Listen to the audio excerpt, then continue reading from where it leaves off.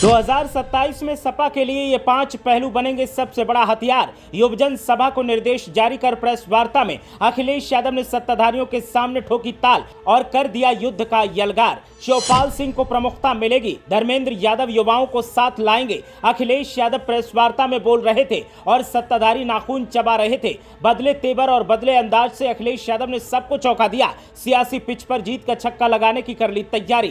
Press वार्ता में पहली बार अखिलेश यादव ने दिखाए सख्त तेवर, सत्ताधारियों की हालत कर दी पतली, एक एक कर रणनीति को उजागर किया और हालिया मुद्दों पर बीजेपी सरकार का तबला बजा दिया। और जमानी चलती है, उस और जमाना चलता है। सच्चाई तो ये है कि उत्पीड़न, अन्याय हर वर्ग पे बढ़ा है और इधर दलित समाज में बड़े पैमाने बढ़ा है अत्याचार। अखिलेश यादव ने जब ये प्रेस वार्ता की, उसके बाद से उत्तर प्रदेश की सियासत में सनसनी का माहौल है। अखिलेश यादव बदले तेवरों के साथ, बदले अंदाज के साथ मीडिया के कैमरों के सामने आए। साथ में राजेंद्र चौधरी और किरणमय नंदा थे और अखिलेश यादव ने माइक संभालते हुए सीधे सीधे सत्ताधारियों को 2027 के लिए ललकारा और साफ कर दिया कि उनकी रणनीति क्या है, किस तरह से वो चुनाव लड़ेंगे और कैसे आवाम के सामने जाएंगे। अखिलेश यादव ने माइक संभाला तो सबसे पहले वक्फ के मुद्दे पर बोलना शुरू किया और सुप्रीम कोर्ट को भी बीच में शामिल कर लिया। अखिलेश यादव ने साफ कर दिया कि यह मुद्दा 2027 में समाजवादी पार्टी के लिए तुरुप का इक्का बनेगा, इसलिए इस मुद्दे को छोड़ना बनता ही नहीं है। वक्फ बिल को लेकर अखिलेश यादव ने क्या कुछ कहा, जरा आप भी सुनिए।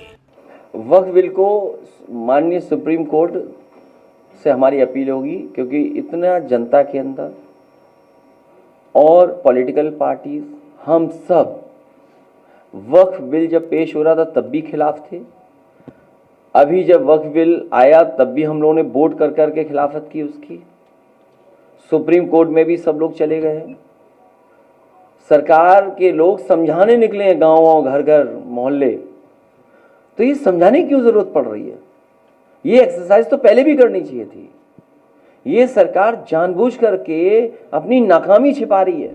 वक्फ बिल पर बोलने के बाद अखिलेश यादव ने अपना दूसरा सबसे फेवरेट मुद्दा पकड़ा और दलितों पर हो रहे अत्याचार की बात कही। साथ ही उन्होंने कहा कि हम काफी दिनों से देख रहे हैं बाबा साहेब भीमराव अंबेडकर की मूर्तियों को तोड़ा जा रहा है, अत्याचार बढ़ रहा है और सत्ताधारी पार्टी के राज में अत्याचार इतना बढ़ रहा है कि दलित अब दूसरे विकल्प की तरफ सोच रहे हैं। जरा सुनिए, दलितों पर बढ़ते अत्याचार, संविधान के उल्लंघन और बाबा साहेब भीमराव अंबेडकर के अपमान को लेकर अखिलेश यादव ने क्या कुछ कहा। देखिए, सच्चाई तो ये है कि उत्पीड़न, अन्याय हर वर्ग पे बढ़ा है और इधर दलित समाज में बड़े पैमाने बढ़ा है अत्याचार। बाबा साहब भीमराव अम्बेडकर जी की प्रतिमाएं हर दिन हम लोग देख रहे हैं खंडित की जा रही है, अपमानित किया जा रहा है, तोड़ी जा रही हैं। और उसका कारण क्या है? ये जो प्रभुत्ववादी लोग हैं वो स्वीकार नहीं कर पा रहे कुछ चीजें। अखिलेश यादव ने आगे बोलना शुरू किया और फिर आंकड़ों की बाजीगरी सत्ताधारियों की तरफ से कैसे की जाती है और कैसे देश के आवाम को बरगलाया जाता है और कैसे अखिलेश यादव खुद इन आंकड़ों के सहारे सत्ताधारियों को घेरेंगे और कैसे आंकड़ों पर बात करेंगे वो भी बता दिया। और अखिलेश यादव ने जो कहा उसने सबको चौंका दिया। जरा आप भी सुनिए, 46 और 56 वाली बात पर अखिलेश यादव ने क्या कुछ कहा। तो आंकड़े कैसे दिखाएं, कैसे बताएं? कम से कम इतना तो हम लोग जानते होंगे, इतना तो मैथमेटिक्स पढ़े हैं हम लोग, इतनी तो टेक्नोलॉजी को समझते हैं। उसी सरकारी डेटा से निकाला, सरकारी रिकॉर्ड से निकाला। हम वो लोग नहीं है कि जो 46 में 56 में सदन में बोल दें। 46 में 56, याद कीजिए सदन में क्या कहा था? 46 में 56 एसडीएम हो गए थे।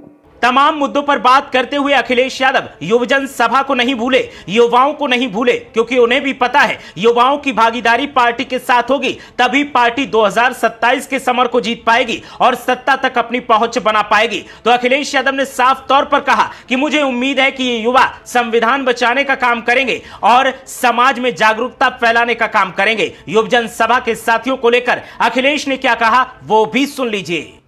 मुझे उम्मीद है कि माता पिताओं के साथ बैठ करके बातों को समझाएंगे भी और दूसरों तक भी पहुंचाएंगे।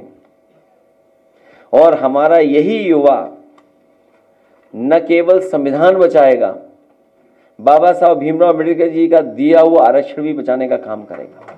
अखिलेश यादव की इस प्रेस वार्ता के बाद उत्तर प्रदेश की सियासत में हलचल का माहौल दिखाई दे रहा है। सत्ताधारियों के सामने अखिलेश यादव ने जो चुनौती पेश की है, जिस तरीके से सत्ताधारियों को ललकारा है, उसके बाद से सियासी जानकारों का यही कहना है कि बदले तेवरों के साथ अखिलेश यादव सामने आ रहे हैं। अखिलेश यादव अपनी पार्टी में चाचा शिवपाल सिंह यादव को प्रमुखता दे सकते हैं, धर्मेंद्र यादव को प्रचार में मैदान में उतार सकते हैं और इसके अलावा पार्टी के अन्य नेताओं को भी साथ में लेकर चल रहे हैं। अखिलेश यादव ने इस बार जिस तरीके से पार्टी को इकट्ठा किया है, एकजुट किया है और युवाओं का साथ किया है, उसने साफ कर दिया है कि आने वाले 2027 के विधानसभा चुनाव में समाजवादी पार्टी झंडा बरदारी दिखाएगी और हो सकता है कि समाजवादी पार्टी 2027 में सत्ता भी हासिल कर ले, क्योंकि जिस तरीके के हालात उत्तर प्रदेश में मौजूदा समय में दिखाई दे रहे हैं, जिस तरह से मुद्दों की राजनीति समाजवादी पार्टी कर रही है, उसका असर आवाम पर होता दिखाई दे रहा है। और जिस तरह से लोकसभा चुनावों में समाजवादी पार्टी ने बढ़त हासिल की,